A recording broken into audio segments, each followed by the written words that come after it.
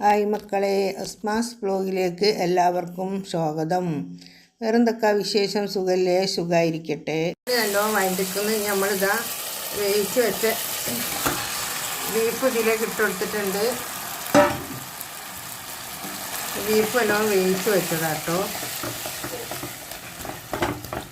Beef നല്ലോണം ഇതിലിട്ടുകൊണ്ട് ഒന്നും കൂടെ തക്കാളി, ഉള്ളി ഇട്ടിട്ടില്ല, വെളുത്തുള്ളി തക്കാളി ഇട്ടുകൊണ്ടൊന്ന് താളിച്ചിട്ട് വേവിച്ച് വെച്ച ബീഫ് ഇതിലേക്ക് ഇട്ട് കൊടുത്തതാണ്.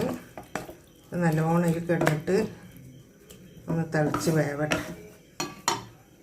നമുക്കിതിലേക്ക് കരിവേപ്പിൻ്റെ ഇല ഇട്ട് കൊടുക്കാം. കരിവേപ്പിൻ്റെ ഇല ഇട്ട് കൊടുത്ത് ഇതിൽ കിടന്നൊന്ന് വേവട്ടെ. ഒരു മിനിറ്റ്. എന്നിട്ടാ ദോശ ചുടുന്നു. ദോശ ചുട്ട് വെച്ചിരിക്കുന്നു. ഇത്തര ദോശ ചുട്ട് വെച്ചു.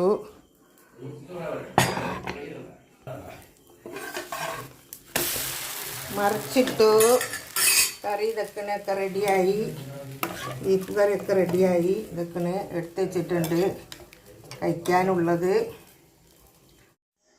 നേരിയത്തിരി ഇതാ മോളെ വീട്ടിൽ നിന്നും കൊണ്ട് തന്നതാണ് കേട്ടോ. നേരിയത്തിരിയും കോഴിക്കറിയും. ഞാൻ ബീഫ് വെച്ച് ഇതാ, ഇത് കോഴിക്കറി, ഇത് നേരിയ പത്തിരി. ഞാൻ വെച്ചത് കണ്ടല്ലോ, ബീഫാണ് വെച്ചത്. എല്ലാവരും അങ്ങോട്ടും ഇങ്ങോട്ടൊക്കെ ഭക്ഷണം കഴിക്കുകയാണ്. ഈ വീഡിയോ ഇഷ്ടപ്പെട്ടാൽ എല്ലാവരും ലൈക്ക് ചെയ്യുക, ഷെയർ ചെയ്യുക, സബ്സ്ക്രൈബ് ചെയ്യുക. Okay, by.